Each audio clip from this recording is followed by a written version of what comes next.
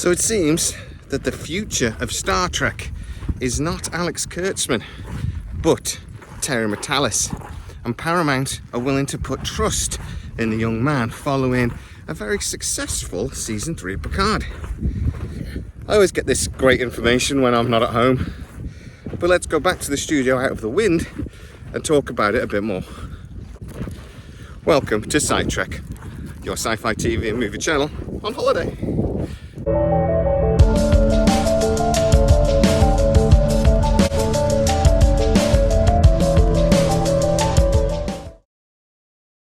So, if you are a regular SciTrekker, you'll know that I've been really lucky enough to meet a few people that work in and around the industry that get to feed me bits of information. And one of those people has been speaking to me about Star Trek and the future of Star Trek. Now, I've been hearing lots of rumours over the last 6 to 12 months that actually Alex Kurtzman is not particularly well trusted with Paramount. Paramount executives generally think he makes big promises, but then doesn't necessarily follow through. Now, I had also heard a lot of rumours that very early on in the showing of Picard Season 3, those concerns only grew because the numbers for Picard Season 3 were not great. Now, don't get me wrong, the viewing figures weren't bad, but when a series like this costs $100 million to produce, as Picard Season 3 did, they were expecting a little more. They were at least expecting Picard Season 3 to get into the top 10, which it didn't until week 5, when it jumped in at number 1. Now, it seemed to me that there was a little bit of a hangover with us Trekkies. We watched Season 1. We didn't like it. We watched Season 2, and it actually made us bloody angry because it made no bloody sense. And I don't know, a lot of people were like, burn me once, burn me twice. I'm not watching Season 3 until I get an idea what it's like. And that seems to have been the case. People have come on board with Season 3 once they've realised it was not going to be the shit show that Season 1 and 2 were. So the numbers spiked, and this made Paramount happy. But also something that made Paramount happy is the rewatch viewing figures, where people don't just watch an episode once, they watch it twice or 3 times. And those numbers are great. Now, I will put my hand up. I'm one of those people. I've watched each of the Picard Season 3 episodes at least twice. I actually get up early on Fridays here because I watch it on Prime, to be honest, long story. I've got Paramount, but I can't seem to get on it. But anyway, I get up early Friday, I watch Picard Season 3, I go to work, I come back, and I watch it again. Paramount love things like that. This is basically their equivalent to being able to sell a show. If a show is rewatched, then it's got legs on it. It'll live longer. People won't just watch it once and then forget about it. If they actually have a show that people are still watching in 2, 3, 4 years, and they will occasionally come back to, that's the holy grail. And Picard Season 3 seems to be one of those shows, or that's at least what the early signs say. So, the whole point of what I'm saying is that Paramount executives were not massively keen about actually keeping Secret Hideout around for any future Star Trek.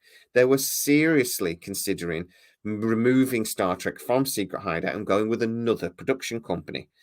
Now, there's also the issue that actually Paramount has to cut spending. They've been spending too much money. They're very open about that, to be honest. The chief executive only came out a few weeks ago and said, look, 2023 is going to be the peak of spending. After that, we're going to be spending less. And that is going to affect Star Trek like it's going to affect lots of other TV shows.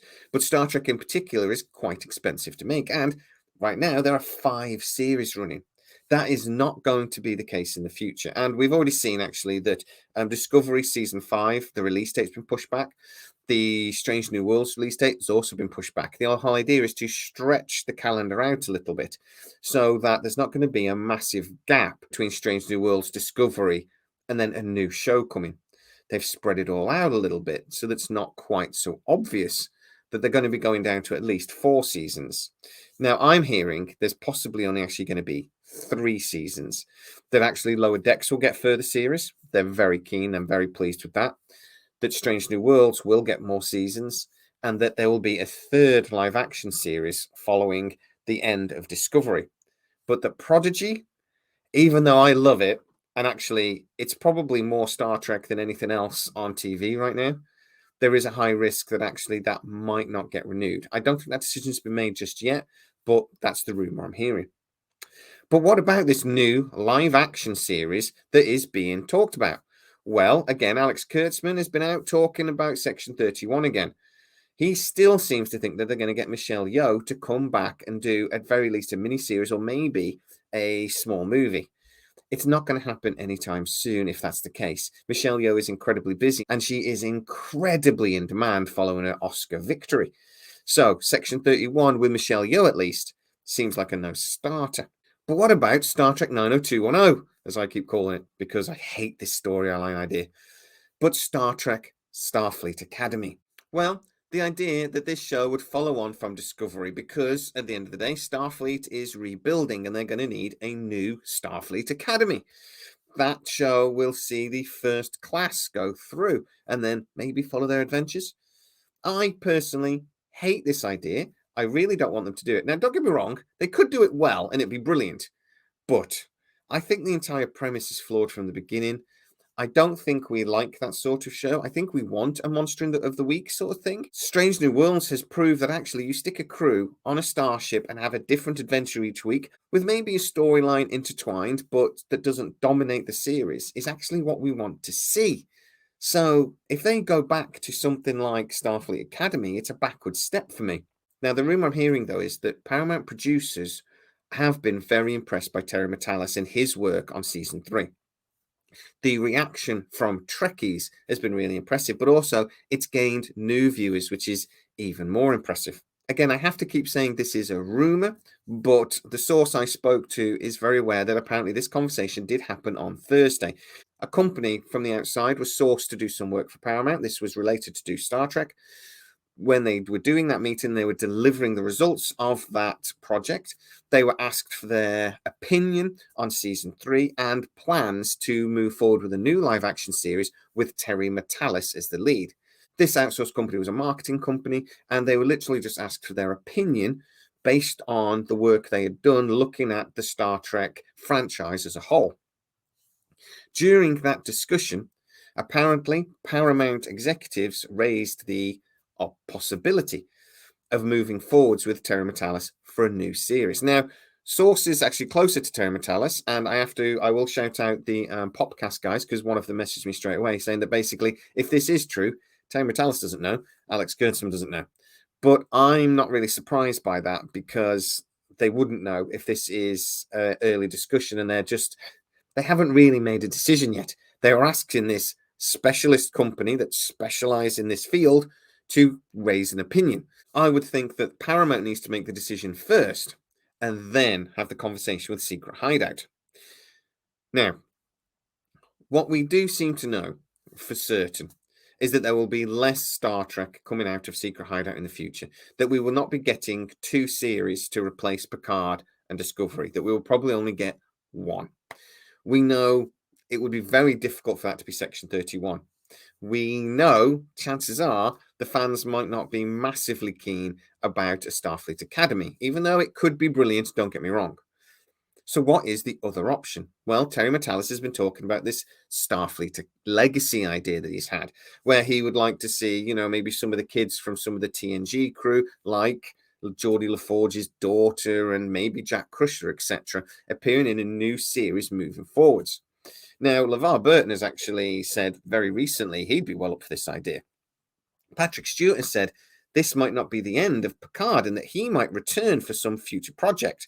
He can't really return for Section 31 because that would be set in a different timeline. And he can't really return for Starfleet Academy if that's set after Discovery. So Patrick Stewart, we can assume, was maybe talking about some other legacy project.